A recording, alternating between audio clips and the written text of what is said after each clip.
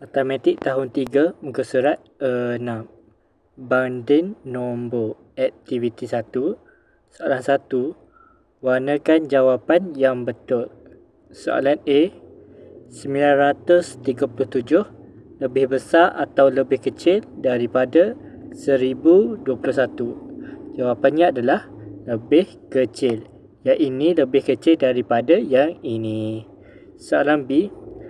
4516 lebih besar atau lebih kecil daripada 4261. Ianya lebih besar. Anda boleh nampak dekat sini, yang ini 5, yang ini 2 dekat ratus. Soalan C.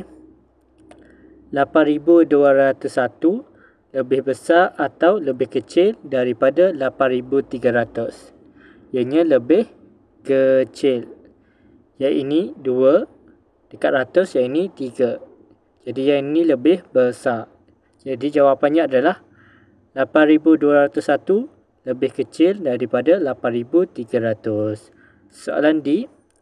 975 lebih besar atau lebih kecil daripada 6743. Jawapannya adalah lebih besar. Yang ini 9000, yang ini 6000. Soalan kedua. Tulis lebih besar daripada atau lebih kecil daripada. Soalan A. 929 tepat kosong 1001. Ini adalah lebih kecil daripada. Yang ini lebih kecil daripada yang ini. Soalan B. 5861 lebih kecil daripada 8013. Soalan C. 3405 lebih besar daripada 3054. Yang ini lebih besar. Yang ini 400, yang ini kosong. Okey, dalam ratus adalah 4, yang ini kosong. Jadi yang ini lebih besar. Soalan D. 9724 lebih besar daripada 9459. Okey, 9459. Jadi yang ini lebih besar daripada yang ini. Yang ini 7 dekat ratus ni, yang ini 4. Soalan ketiga, lengkapkan. Soalan A. Yang ini lebih besar daripada yang ini.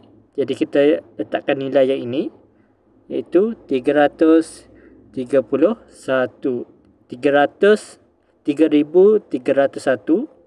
lebih besar daripada 3131. Soalan B. 3131 lebih kecil daripada 3133. Jadi ini adalah jawapannya.